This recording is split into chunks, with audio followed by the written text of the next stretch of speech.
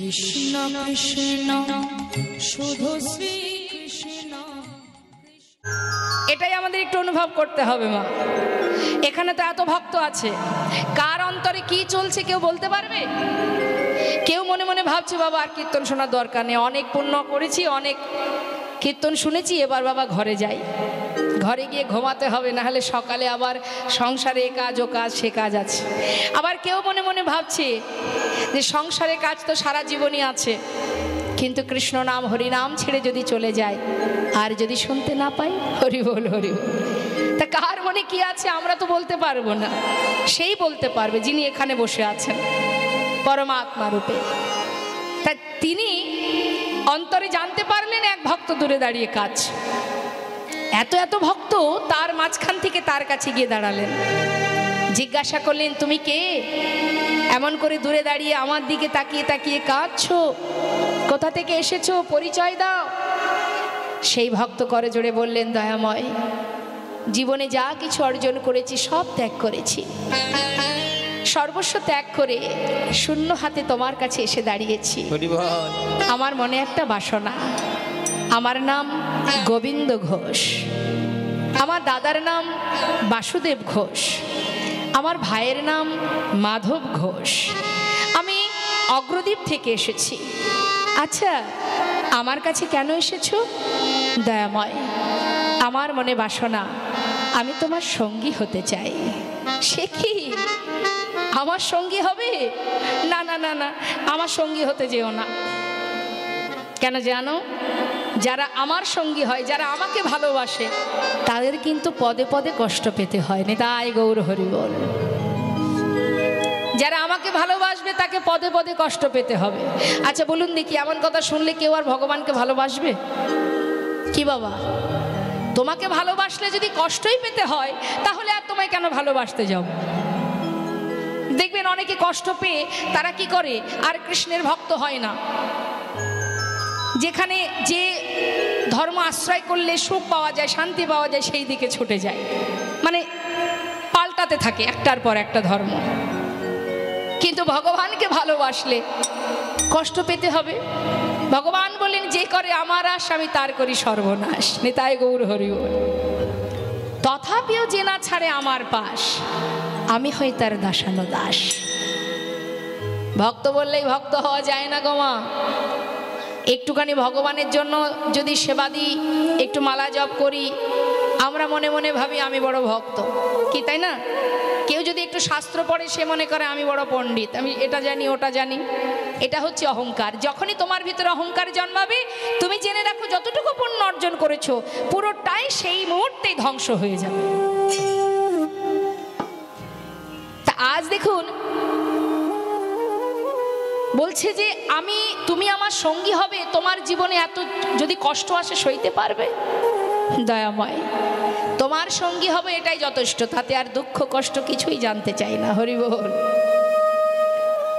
তো শুধুমাত্র আমি আপনি কেন, একবার ভেবে দেখুন না মা, ভগবানের বামের যে সহধর্মিণী, যুগে যুগে প্রেমময়ী রাধারানী শত বৎসর হারা হয়েছিলেন গোবিন্দকে। হ্যাঁ, কলিযুগে মহাপ্রভুর বামে মা বিষ্ণুপ্রিয়া সারা জীবন, গৌরহরি যখন চলে গেলেন সন্ন্যাসী হয়ে, সারা জীবনটা চোখের জলে বুক ভাসিয়ে কেঁদেছেন, চার দেওয়ালের মধ্যে আর কাষ্ঠবিগ্রহ সেবা করে গেছেন। রাম অবতারী প্রভু রামচন্দ্র, যার সহধর্মিণী মা সীতা, যিনি সারা জীবন কোথায় গেল? বনবাসে গেল। তারপরে আবার তার অগ্নি পরীক্ষা হলো, অবশেষে তাকে পাতালে চলে যেতে হলো। ভগবান বললেন যে আমাকে ভালোবাসবে তাকেই কষ্ট পেতে হবে, কিন্তু তথাপিও যদি সে আমায় ভালোবাসে, তথাপিও যদি সে না আমায় ছাড়ে, আমি যুগে যুগে তার চরণে দাস হয়ে পড়ে থাকি। নিতাই গৌর হরি বল। হরি বল। তার প্রিয়, তার প্রমাণ কৃষ্ণের প্রিয় সখা সুদামা। জীবনের সর্বস্ব কেড়ে নিয়েছিলেন গোবিন্দ, তথাপিও নিঃশ্বাসে প্রশ্বাসে সুদামার মুখে একটাই কথা, কৃষ্ণ কৃষ্ণ কৃষ্ণ কৃষ্ণ। এত কষ্ট এত দুঃখ গাছতলাতে নিয়ে তার স্ত্রী তার পরিবারকে নিয়ে দিন কাটিয়েছে, ঝড় বৃষ্টি মাথার উপর দিয়ে চলে গেছে। সন্তানদের পরনে একটা বস্ত্র ছিল না, স্ত্রীর অঙ্গে একটা বস্ত্র যার সর্বত্র ছেঁড়া, তথাপিও কৃষ্ণ নাম ছাড়েনি বাবা। অবশেষে সেই তো ভগবান কৃষ্ণের সোনার সিংহাসনে বসেছিলেন এই প্রিয় ভক্ত সুদামা। তাই যেই না বলেছে মা, দেখুন ভগবান আর কত চতুর, তার থেকে বেশি চতুর তার ভক্ত, যদি কেউ প্রকৃত ভক্ত হতে পারে। ভক্ত গোবিন্দ ঘোষ বললেন, দয়াময় আমি তোমার সঙ্গী হব, এটাই যথেষ্ট, আমি আর কিচ্ছু জানতে চাই না। বেশ, তাহলে আজ থেকে তুমি আমার সঙ্গী। হরি বল। জেনে রাখুন, আপনারা যদি মনে করেন ভগবানকে ভালোবেসে সুখে থাকবো, তাহলে বিপদ, সুখ আপনি পাবেন না। তাহলে কি ভালোবাসবেন না? যাবেন কোথায়? তাকে ভালো না বেসে যাবেন কোথায়? যাওয়ার জায়গা তো আর কোথাও নেই, সেই তো আমার সব। হ্যাঁ, ইহকাল পরকালের সঙ্গী। তাই আজ দেখুন প্রভু বলছে, গোবিন্দ তুমি আমার সঙ্গী তো, তাহলে আজ থেকে তুমি আমার সঙ্গী। আচ্ছা গোবিন্দ, তুমি তো নীলাচলে এসেছো, জগন্নাথ দর্শন করেছো? প্রভু, তুমি যে জগন্নাথের কথা বলছো, সে তো অচল জগন্নাথ। তুমি জানো দয়াময়, আজ আমি সচল জগন্নাথ দর্শন করছি। গৌরহরি বুঝতে পেরেও একটু পরীক্ষা করছে ভক্তকে, সচল জগন্নাথ কোথায় দেখলে? শুনবে? তাহলে দয়াময় শোনো। তুহু জগন্নাথ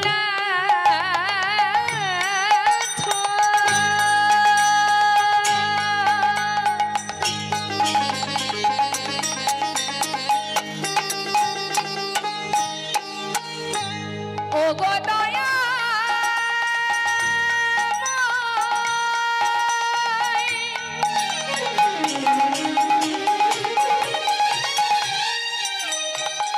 তুমি হলে জগন্নাথ, তুমি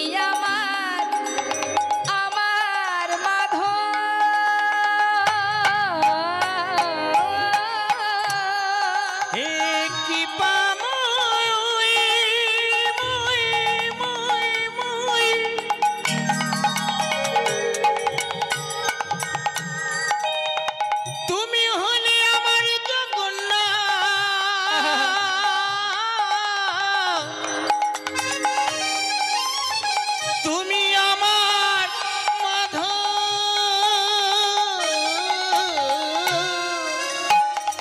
তুহু জগন্নাথ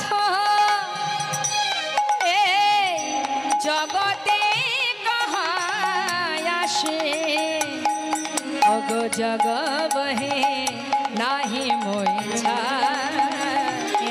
মাধব তুমি নতি গোবিন্দ মাধব, আমি ওই চরণে সবে সবেছি, আমি ওই চরণে সবে সপেছি। নানাই আমা বলিতে কিছু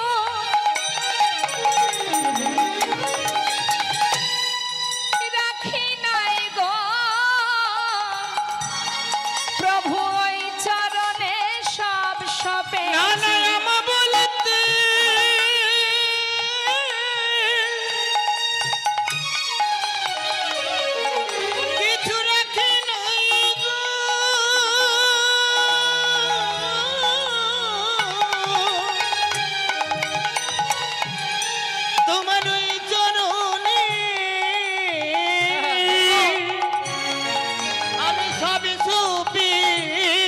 ও গো গৌরী, তোমার হনামে বলে ওই চরণে সব সপেছি। আমাকে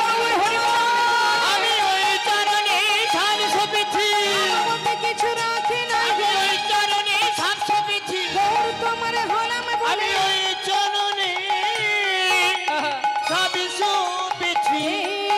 তুলসী তিল, এ দেহ সবার তিল, দয়া যেন নাচো রহি মোর হে মাধব। আচ্ছা আচ্ছা আচ্ছা, বেশ বেশ বেশ বেশ, তুমি আমার সঙ্গী হতে চাও, তোমাকে আমার সঙ্গী করেছি, তুমি আমাকে জগন্নাথ মনে করছো, তাই বেশ, আমি তোমার জগন্নাথ। আচ্ছা গোবিন্দ, তুমি বলতে পারো আজকের দিনটা কোন দিন? হ্যাঁ দয়াময়, আজকের দিনটা হলো শুভ বিজয়া দশমী তিথি। সোনা গোবিন্দ, আজই নীলাচল ছেড়ে আমরা একটু তীর্থে যাব, তুমি কি যাবে? হ্যাঁ প্রভু, আমিও তোমার সঙ্গে যাব। তাহলে চলো। তবে তীর্থে যাওয়াকালীন আমরা কি করি মা? হরে কৃষ্ণ। ওই মাকে ডেকে দিন। হরে কৃষ্ণ হরে কৃষ্ণ। বসে থাকলে তো ঘুম আসবেই। কলির মেয়ে, সেও সুযোগে আছে, বাবার রাজত্ব তো চালাতে হবে। তা বাবার রাজত্ব চালাতে গেলে যারা কৃষ্ণ নাম শুনতে যাবে তাদেরকে কৃষ্ণ নাম শুনতে দেওয়া যাবে না। তাহলে পাপ তাপ দূর হয়ে যাবে, পুণ্য অর্জন হবে। যদি তারা সবাই স্বর্গে গোবিন্দ চরণে গোলক ধামে পৌঁছে যায়, সেখানে যেতে দেওয়া যাবে না। তাই ঘুম এসে দেরি না করে এই চারিপাশে, এই আসরের চারিপাশে ঘুর ঘুর ঘুর ঘুর করছে। চিন্তা করছে সুযোগ পেলেই তার ঘাড়ে চেপে গিয়ে বসবো। তা বলি মা, বুঝতে পারছি ঘুম তো আসবেই, আমরা একটু ঘুমাতে সবাই ভালোবাসি, কিন্তু জীবনের একবার হিসাব করে দেখুন, আমরা যদি 6 থেকে 7 থেকে 8 ঘন্টা ঘুমাই সারাদিনে, তাই তো? তা 8 ঘন্টা যদি আমরা ঘুমাই সারাদিনে 24 ঘন্টার মধ্যে, তাহলে যদি আমাদের পরমায়ু থাকে 60 বছর, তার মধ্যে 20 বছর আমরা তো ঘুমিয়েই কাটিয়ে দেবো। নিতাই গৌর হরি। তা 20 বছর ধরে ঘুমালে 20টা বছর আমাদের কাছে মৃত সমতুল্য, অর্থাৎ কিছুই দেখতে পাবো না, জানতেও পারবো না। হ্যাঁ, তাহলে এত সুন্দর 60 বছর হোক আর 80 বছর হোক, আমরা যে এত সুন্দর কৃষ্ণ ভজনের সময় সুযোগটা পেয়েছি, একদিন তো চিরতরে ঘুমাবো, সেদিন আর মন চাইলেও তাকাতে পারবো না। তা এখন এইটুকু সময় চেষ্টা করতে হবে যাতে আমরা, আমাদের এই চোখ দুটো বন্ধ না হয়ে যায়। শুধু কানে শ্রবণ করলে তো হবে না, মনটা তার মধ্যে দিতে হবে। জয় নিতাই। তা আজ গৌরহরি ভক্তগণকে নিয়ে যাচ্ছেন তীর্থধামে। আপনারাও কম বেশি অনেকেই গিয়েছেন তীর্থে। তা একবার বলুন দেখি, তীর্থে যাওয়াকালীন আপনারা কি ভাবতে ভাবতে যান, কি আলোচনা করতে করতে যান? আমার সঙ্গে একটু গল্প করুন না, ভালো লাগবে। এসেছি তো মাত্র 3-4 ঘন্টার অতিথি হয়ে, একটু কথা বললে তো আমিও খুশি হই। বলুন দেখি মা, যখন বাড়ি থেকে কোনো তীর্থে যান, যাওয়ার কালে কি ভাবতে ভাবতে, কি আলোচনা করতে করতে যান? নাম করতে করতে যাই তো, নাকি ভাবে কি জানি বাবা, বাড়িতে সেই যে ছাগলটা রয়েছে, ঘরে ওই কর্নারে তালাটা দিলাম কিনা কি জানি, এসব ভাবেন? ভাবেন না তো? বাহ, তাহলে আমরা কি বলতে বলতে যাই? ভগবানের নাম করতে করতে যাই, কৃষ্ণ নাম করতে করতে। এটাই যাওয়া উচিত। হ্যাঁ, সব ভুলে যেতে হবে, সংসার আজ আছে কাল থাকবে না, তাই না? তা কৃষ্ণ নাম আমাদের করতে করতে যেতে হয়। তা যখন আজ আমার গৌর সুন্দর তিনি বলছেন যে চলো আমরা একটু তীর্থে যাব, ভক্তগণ সবাই গৌর হরির সঙ্গে যাচ্ছে, তা আমরা যখন লীলা শুনছি, আমরা তো লীলার সাথে সাথে যাচ্ছি। হ্যাঁ, তাহলে আমরাও সবাই মিলে গাইব। এখন গৌর হরি বলছে ভক্ত সবাই কৃষ্ণ নাম করো, সবাই কৃষ্ণ নাম করো। ভক্তরা বলছেন ও প্রভু, কৃষ্ণ নাম আমরা কেউ গাইব না, তুমি করো কৃষ্ণ নাম। কেন তোমরা কৃষ্ণ নাম করবে না? বলছে না, আমরা গাইবো, তবে আমরা কৃষ্ণ নাম কেউ গাইব না, আমরা আমাদের ভগবানের নাম গাইব। আমাদের ভগবান কে মা? জোরে বলুন। গৌর সুন্দর। এখন ভক্তরা বলছে কৃষ্ণ নাম তুমি করো প্রভু, তুমি নিজে কৃষ্ণ হয়ে নিজে কৃষ্ণ নাম করো, আমরা কেউ কৃষ্ণ নাম গাইব না, আমরা আমাদের গৌর হরির নাম গাইব। নিতাই গৌর হরি বল হরি বল। তা একবার সবাই মিলে আমরাও গাইবো, আমরাও তো যাচ্ছি তীর্থে। দেখি হাত তুলুন। ঠান্ডা লাগছে নাকি? হ্যাঁ, ঠান্ডা লাগছে না তো? হ্যাঁ, মন যদি থাকে নামের মধ্যে ঠান্ডা লাগবে না। একটু মন দেবেন, দেখবেন এখনকার বাচ্চারা মোবাইলের মধ্যে মন দেয়। ওই যে কী সব খেলা হয় না মোবাইলে, খেলা যদি একবার খেলে তার খাওয়া ঘুম সব চলে যায়, কোনো দিকেই হুঁশ থাকে না। তা আমরা যদি সেটাকে কৃষ্ণ নামের মধ্যে দিয়ে দিই, তাহলে আমাদের ক্ষুধা তৃষ্ণা ঠান্ডা সব দূরে চলে যাবে। দেখি একবার হাত তুলে সবাই মিলে।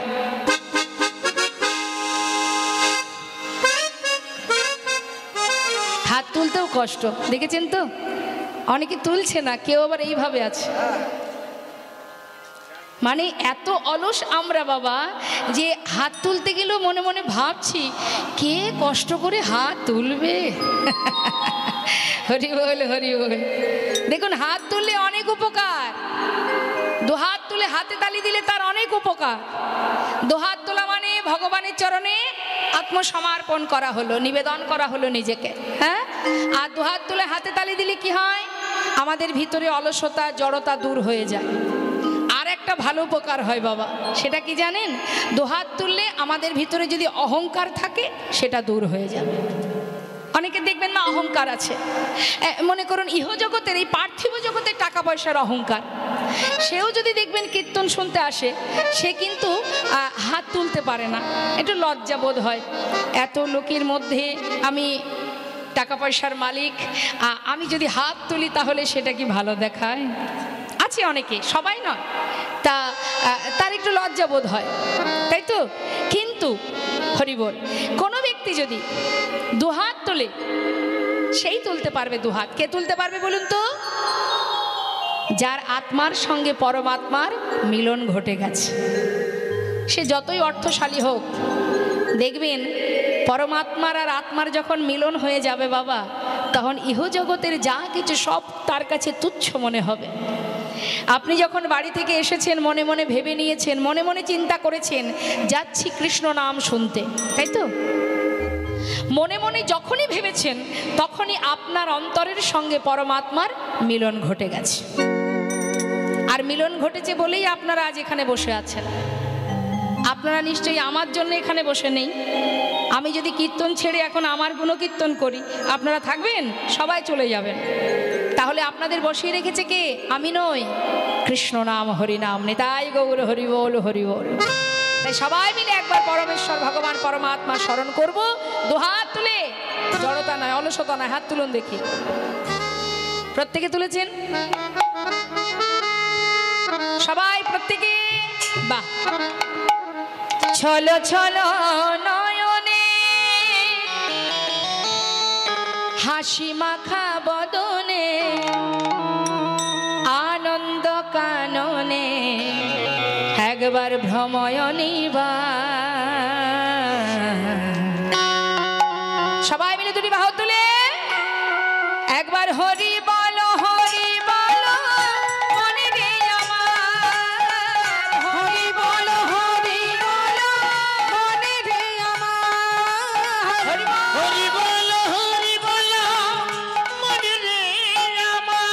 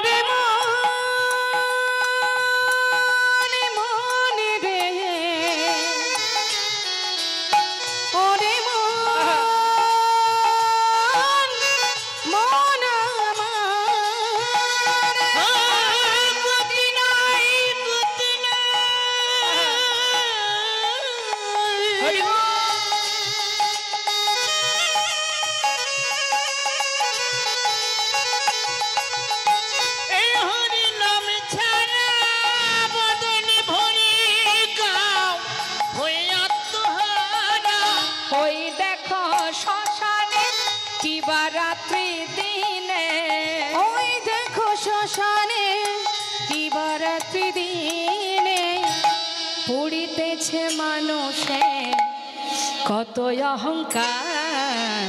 হরি বলো, হরি বলো মনে রে আমার, হরি বলো, হরি বলো মনে রে আমার, হরি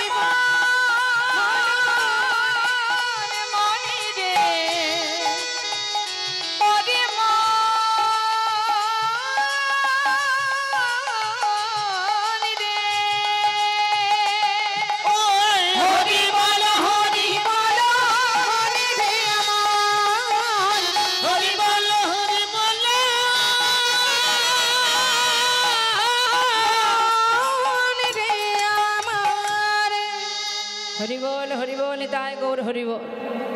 ভক্তগণকে নিয়ে যাচ্ছে মনের আনন্দে, যেতে যেতে যেতে যেতে গৌর হরি ভক্তদের ফেলে রেখে অনেক দূরে চলে গেছে, একা একা চলে গেছে। তিনি একটু আগে যাচ্ছে তো, দ্রুত যাচ্ছেন মা, ভক্তরা সবাই পিছনে পড়ে গেছে। এখন এক ভক্ত বলছে, হ্যাঁ রে, প্রভু তো আগে আগে চলে যাচ্ছে রে। হ্যাঁ, তা কি করে হয়? প্রভু যদি আগে আগে চলে যায়, আমরা তো পথ চিনি না, ঠিকঠাক রাস্তাঘাট চিনি না। তো আর এক ভক্ত বলছে, তাহলে প্রভুকে ডাক। ও দাম, ও প্রভু, গৌর হরি, গৌর হরি। যেই না ডাক দিয়েছে, প্রভু তো বেশ কিছুটা দূরে চলে গেছে মা। তিনি পিছন দিকে তাকিয়ে যেই না ভক্তদের দিকে তাকিয়েছে, প্রভু, ভক্তরা বলছে একটু দাঁড়াও না প্রভু। সঙ্গে সঙ্গে ভক্তরা প্রভুর কাছে এসে দাঁড়িয়েছে। গৌর হরি বলছে, ভক্ত এত ধীরে ধীরে গেলে হবে, একটু তাড়াতাড়ি চলো। যাচ্ছি তো প্রভু। হরিবল হরিবল। তাহলে এখান থেকে আমাদের একটা কথা বুঝতে হবে বাবা, যে প্রকৃতভাবে যদি কেউ ডাকার মতো ডাকে, ভালোবাসে, ভগবানও ভক্তের জন্য অপেক্ষা করে। তিনি কিন্তু অপেক্ষা করছেন ভক্তরা কখন আসবে। কাছে আসা মাত্রই আবার গোবিন্দকে পরীক্ষা করছে, পদে পদে পরীক্ষা করছে গোবিন্দকে। শুধুমাত্র ভক্ত হলেই তো হবে না, তোমাকে পরীক্ষা দিতে হবে গোবিন্দের চরণে। পদে পদে পরীক্ষা করে ভগবান ভক্তকে। ও গোবিন্দ, বলো দয়াময়, আচ্ছা তুমি তো আমার সঙ্গী হয়েছ, তা তোমার কি আর মনে কোনো বাসনা টাসনা আছে? থাকলে বলতে পারো। গোবিন্দ ঘোষ বলছে, প্রভু বাসনা কার থাকে না? সবার যেমন বাসনা থাকে আমারও আছে। ও, তোমার মনে বাসনা আছে? তা কি বাসনা গোবিন্দ? হরিবল। আচ্ছা, যদি ভগবান আপনাদের কাছে এসে বলে যে বলো ভক্ত, তোমার মনে কি বাসনা, কি চাইবেন বাবা? কি গো মা, ভগবান যদি এসে বলে বলো ভক্ত কি বাসনা, কি চাইবেন? বলবে যা চাইবে আমি তাই দেব। যদি এমনটা বলে, কি চাইবেন আপনারা? ভগবানকে তার কাছে কি চাইবেন বলুন? টাকা পয়সা, সুখ দাও, শান্তি দাও, ভালো রাখো, এটাই তো আমরা চাই। হ্যাঁ, ধন ঐশ্বর্য দাও, সুখ দাও, ভালো রাখো, সুস্থ রাখো, এটাই আমরা চাই ভগবানের কাছে। হ্যাঁ, যেন ভালো থাকি। তুমি কোথায় আছো, কেমন আছো সেটা আমি জানি না, তুমি যাই থাকো আর তাই থাকো, আমাকে ভালো রাখো। এটা আমাদের চাওয়া। কিন্তু হরিদাস ঠাকুরকে যখন চাবুকের আঘাত করছে, হরিদাস ঠাকুর বলছেন, দয়াময়, যত আঘাতই আমি পাই না কেন, তাতে আমার কোনো দুঃখ নেই, তুমি সুখময়, তুমি যেন কষ্ট পেও না। নিতাই গৌর হরিবল হরিবল।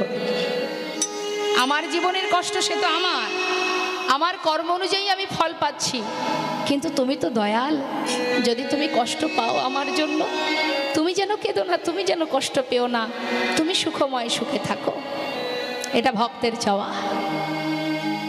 তা আজ গোবিন্দ ঘোষ বলছে, প্রভু শুনবে আমার মনে কি বাসনা? তাহলে শোনো কি বাসনা। দেখুন মা, ভক্তের কাছে ভক্ত বলছে ভগবানকে, হে প্রভু, আমার কি বাসনা জানো? আমার মনে বাসনা, আমার মনেতে ছিল গো বাসনা,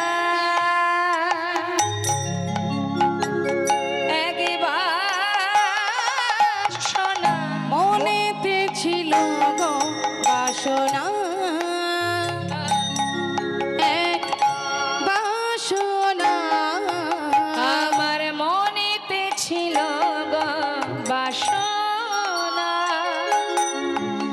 এক বাসনা, আমার মনেতে ছিল গো বাসনা, এক বাসনা, যাব মধু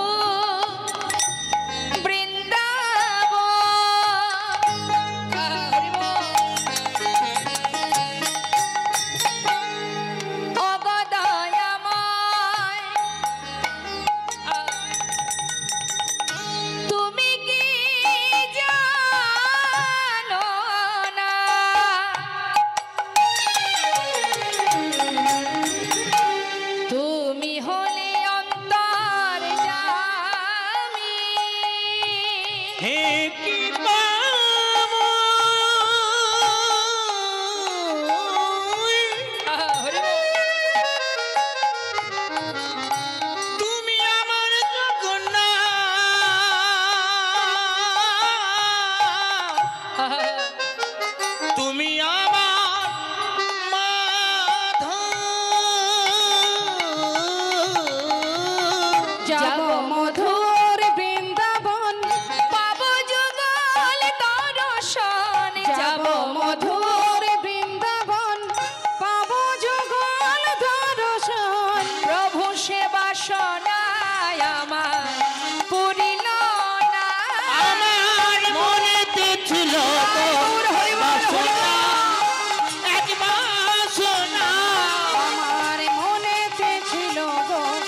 বাসনা